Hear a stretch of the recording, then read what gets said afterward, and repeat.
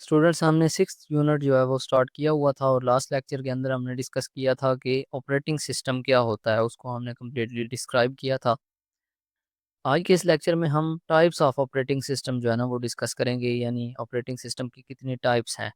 Operating systems are generally categorised into two major types depending on the basic of numerous features such as graphical user interface GUI operating system and command line operating system।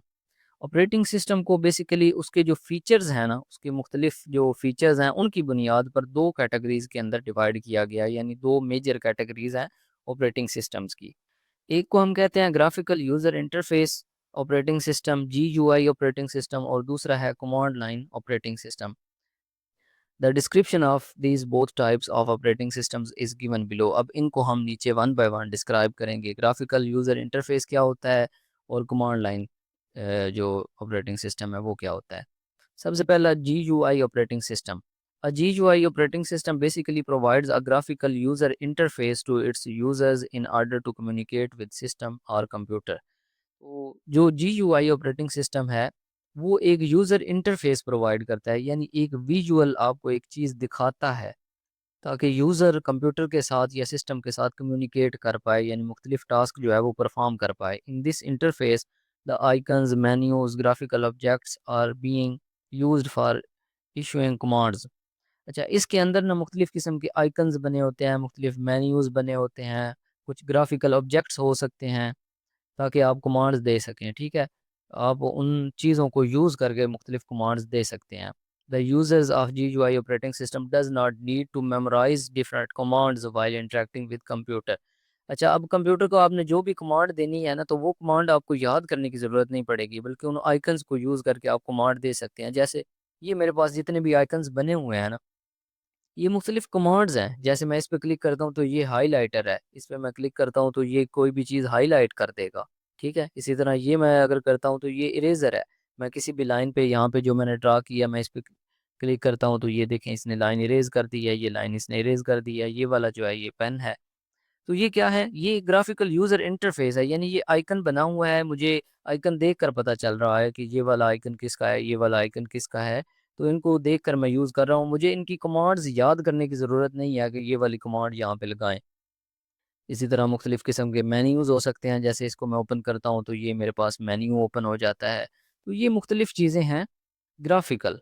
ठीक है, तो ये graphical interface हमें provide करता है ये वाला operating system. ये मैं जो ऑपरेटिंग सिस्टम यूज़ कर रहा हूँ ये भी इसी की एक एग्जांपल है GUI की, क्योंकि मेरे पास एक ग्राफिकल इंटरफेस है, मैं ग्राफिकली चीज़ों को यूज़ करता हूँ। अच्छा, इसकी जो एग्जांपल्स हैं इस ऑपरेटिंग सिस्टम की, एक तो वेरी कॉमन एग्जांपल है, मोस्ट कॉमनली यूज्ड है विंडोज़। अक्सर लोग इस्तेमाल करते हैं, मैं भी विंडोज़ ही इस्तेमाल कर रहा हूँ। The Windows operating system are very popular among all others which will be described in this unit in detail. अच्छा, विंडोज़ को हम डिटेल के अंदर इस यूनिट के अंदर न पढ़ेंगे। काफ़ी सारी चीज़ें हैं जो विंडोज़ से रिलेटेड हम इस्तेमाल करेंगे और सीखेंगे कि कैसे यूज़ होती हैं। इसके अलावा और भी ऑपरेटिंग सिस्टम्स हैं, लिनक्स है, यूनिक्स है, मुख्तलिफ़ किस्म के ना ऑपरेटिंग सिस्टम हैं जो इस्तेमाल होते हैं। अच्छा, अब इस ऑपरेटिंग सिस्टम के GUI ऑपरेटिंग सिस्टम के मुख्तलिफ़ फ़ीचर्स, यानी इसके इस्तेमालात, इसके फ़वाइद, इसके खसूसियात क्या हैं, करैक्टरिस्टिक्स क्या हैं। एक तो ये है कि ये ईज़ी टू लर्न है। मतलब क्या, आपको मुख्तलिफ़ कमांड्स जो हैं वो याद करने की ज़रूरत नहीं पड़ती। You don't need to memorise different commands while interacting with computer. ऊपर भी ये बयान हो चुका है कि जब आप कंप्यूटर में मुख्तलिफ़ टास्क परफॉर्म कर रहे हो तो आपको कमांड्स याद करने की ज़रूरत नहीं पड़ती, यहाँ पे ग्राफिकल चीज़ें होती हैं। इसके बाद सिंपल टू यूज़ है। अब इसको इस्तेमाल करना भी बहुत आसान है, मोर यूज़र फ्रेंडली है as compared to command line operating system. Command line से ज़्यादा यूज़र फ्रेंडली है, यानी इस्तेमाल करना बहुत आसान है। मोर इंटरेक्टिव है, एफिशिएंट है, इट प्रोवाइड्स वेरियस शॉर्टकट्स। अच्छा, मुख्तलिफ़ किस्म की शॉर्टकट्स जो हैं वो भी इसमें इस्तेमाल की जा सकती हैं। शॉर्टकट कीज़ जो हैं उनको इस्तेमाल करके आप जल्दी कोई कमांड जो है वो ईज़िली दे पाते हैं। मल्टीटास्किंग है, it enables users to view, control as well as manipulate multiple tasks at a time। अच्छा, इसके अंदर एक यूज़र मल्टीपल टास्क यानी मुख्तलिफ किस्म के काम एक ही वक्त में कई काम सर अंजाम दे सकता है। ओके, इसके बाद ड्रॉबैक्स हैं ग्राफिकल यूज़र इंटरफेस के। जहाँ पे इसके फ़वाइद हैं वहाँ पे इसकी खामियां भी हैं, ड्रॉबैक्स भी हैं।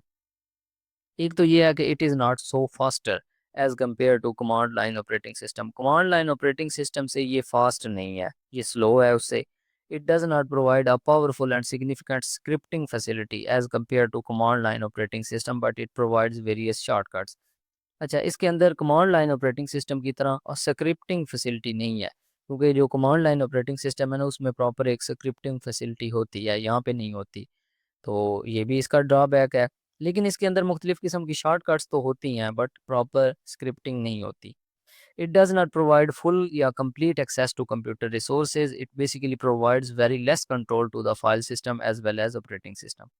अच्छा, इसमें कंप्यूटर की या रिसोर्सेज की कंप्लीट जो एक्सेस है या फुल एक्सेस नहीं होती।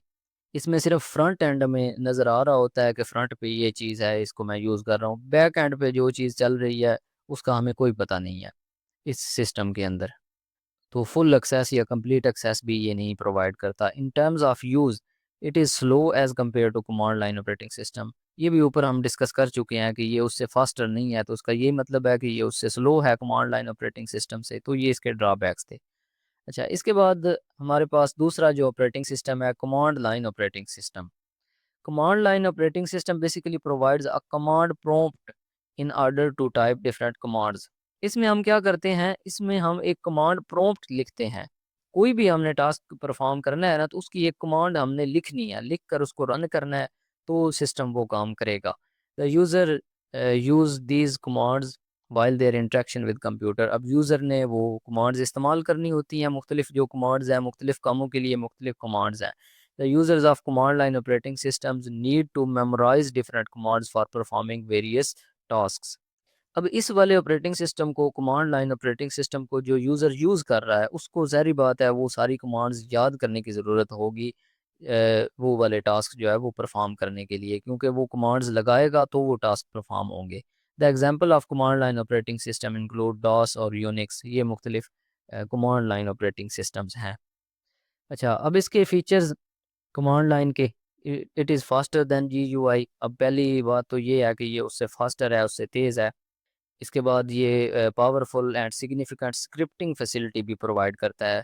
उसके जो ड्रॉबैक्स थे ना, वो इसके फ़वाइद हैं, यानी उसकी जो खामियां थी वो इसकी खूबियां हैं। वो स्लो था, ये वाला फास्ट है। वो स्क्रिप्टिंग फैसिलिटी नहीं प्रोवाइड करता था, ये प्रोवाइड करता है। इसके अलावा वो फुल या कंप्लीट एक्सेस नहीं देता था, लेकिन ये फुल या कंप्लीट एक्सेस कंप्यूटर रिसोर्सेज की प्रोवाइड करता है। अच्छा, इसके बाद जहाँ पे इसके फीचर्स हैं, वहाँ पे इसकी खामियां भी हैं, ड्रॉबैक्स भी हैं।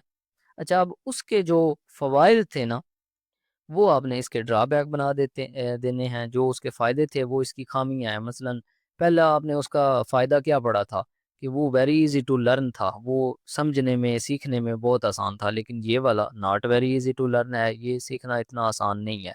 इसके बाद वो सिंपल टू यूज़ था। दूसरा आपने उसका फ़ायदा पढ़ा था, बहुत ईजिली आप उसको यूज़ कर पाते हैं। It is not very simple to use. इसके बाद few command line operating systems provide facility of multitasking. अच्छा, उसमें आपने पढ़ा था कि यूज़र मल्टीटास्किंग जो है ना, वो ईज़िली कर सकता है, एक ही वक़्त में कई टास्क परफ़ॉर्म कर सकता है। लेकिन ये वाला जो है ना, मल्टीटास्किंग फैसिलिटी प्रोवाइड तो करता है, यूज़र्स करते भी हैं मल्टीटास्किंग, लेकिन it is very difficult to implement. यहाँ पे मल्टीटास्किंग करना बहुत ही मुश्किल होता है। तो ये इसके ड्रॉबैक्स हैं, इसकी खामियाँ हैं। अच्छा, ये जो दोनों है ना, कमांड लाइन ऑपरेटिंग सिस्टम भी और जीयूआई ऑपरेटिंग सिस्टम, इसकी छोटी-सी ना मैं आपको रियल लाइफ एग्जांपल देता हूँ। जैसे ये मैंने डेस्कटॉप पर ना कोई फ़ोल्डर क्रिएट करना है मसलन, डेस्कटॉप के पे ऊपर मैं चाहता हूँ कि मैं एक एम्प्टी फ़ोल्डर क्रिएट करता हूँ, तो मैं यहाँ पे सिंपली राइट क्लिक करूँगा, यहाँ पे न्यू पे आऊँगा और यहाँ पे फ़ोल्डर पे मैं क्लिक करूँगा, तो यहाँ पे मेरे पास एक न्यू फ़ोल्डर जनरेट हो जाएगा। अब ये क्या है? ये एक graphical user interface operating system है, यानी जीयूआई ऑपरेटिंग सिस्टम को मैंने यूज़ किया है। लेकिन अगर यही मेरे पास कमांड लाइन ऑपरेटिंग सिस्टम होता, उसकी भी मैं आपको एक एग्ज़ाम्पल दे देता हूँ। मैं इधर से ना कमांड प्रॉम्प्ट जो है ना, वो सीएमडी ओपन कर लेता हूँ। तो इसको ओपन करके अब मैं इसको कमांड दूँगा कि आप मेरा जो डेस्कटॉप है उसके ऊपर कोई फ़ोल्डर क्रिएट कर दो। तो इसके लिए पहले मुझे लंबी चौड़ी एक जो कमांड है वो लिखनी पड़ेगी। अच्छा, अब ये ऑटोमेटिकली जो है ना, ये सी वाली जो ड्राइव है, सी वाली ड्राइव में एक फ़ोल्डर है यूज़र्स का, और यूज़र्स के अंदर जो है ना, वो मेरा फ़ोल्डर है आफ़ताब, यानी मेरी यूज़र प्रोफ़ाइल जो है ना, वो आफ़ताब के नाम से है। उस फ़ोल्डर के अंदर बेसिकली ये है। अब उस फ़ोल्डर के अंदर आगे एक वन ड्राइव का फ़ोल्डर होगा, उसके अंदर मेरा डेस्कटॉप का फ़ोल्डर पड़ा हुआ है, ये जो डेस्कटॉप मुझे नज़र आ रहा है। तो पहले मैं इसको वहाँ पर लेकर जाऊँगा, तो उसके लिए मुझे कमांड लगानी पड़ेगी सीडी, इसके बाद मैं यहाँ पे स्पेस लगाऊँगा और परसेंटेज का साइन, इसके बाद मैंने लिखना है यूज़र प्रोफाइल लिखने के बाद मैं फिर परसेंटेज का साइन लगाऊँगा, इसके बाद डाउन स्लैश लगाऊंगा। अब मैं वो वाला फ़ोल्डर जो है ना वो सिलेक्ट करूंगा, यानी वन ड्राइव वाला फ़ोल्डर सिलेक्ट करना है ना, तो यहाँ पे मैं लिखूंगा वन ड्राइव। तो अब ये वन ड्राइव वाले फ़ोल्डर में चला गया, फिर डाउन स्लैश लगाऊंगा। अब मैं डेस्कटॉप लिखूंगा DESKTOP। ओके जी, अब मैं एंटर प्रेस करता हूँ तो देखते हैं क्या होता है। ठीक है जी, एंटर प्रेस किया तो ये आ गया। अब ये वन ड्राइव में डेस्कटॉप वाले फ़ोल्डर पे आ गया, यानी ये वाला जो फ़ोल्डर है ना डेस्कटॉप, इसके ऊपर अब आ चुका है। अब मैंने इसको बताना है कि यहाँ पे आप एक एम्प्टी फ़ोल्डर जो है वो क्रिएट करें। तो मैं इसको कमांड दूंगा MKDIR। आगे मैं फ़ोल्डर का नेम लिखूंगा, मसलन मैंने फ़ोल्डर ही लिख देता हूँ, सिर्फ FOLDER। फ़ोल्डर के नाम से एक फ़ोल्डर क्रिएट कर दो। एंटर दबाता हूँ। अब इसने एक फ़ोल्डर क्रिएट कर दिया होगा, ये देखिए यहाँ पे ये फ़ोल्डर आ गया है, जहाँ पे इसको एम्प्टी स्पेस मिली है ना। तो ये अब इस कमांड के ज़रिए इसने ये वाला फ़ोल्डर जो क्रिएट किया है ना, इस कमांड के ज़रिए किया है। तो ये कमांड लाइन है, ठीक है। लेकिन मेरा ऑपरेटिंग सिस्टम तो कमांड लाइन नहीं है, मेरा ऑपरेटिंग सिस्टम तो ग्राफिकल यूज़र ही है। लेकिन मैंने वैसे आपको कमांड की एक एग्जांपल दी है कि कमांड देकर आप इस तरह टास्क परफॉर्म करवा सकते हैं। तो जो आपका ऑपरेटिंग सिस्टम होता है ना, उसमें सारा सिस्टम ही कमांड लाइन होता है। तो देखें, अब इतनी लंबी चौड़ी कमांड आपको याद करनी पड़ेगी, इतनी आपको टेक्निकलिटी से आपको चीज़ें जो है ना वो याद करनी पड़ेगी कि कहाँ कहाँ पे। अब पहली दफ़ा मैंने जब इसको यूज़ किया तो ये मुझसे गलत हो गया, क्योंकि मुझे नहीं पता था कि वन ड्राइव वाले फ़ोल्डर में मेरा डेस्कटॉप पड़ा हुआ है।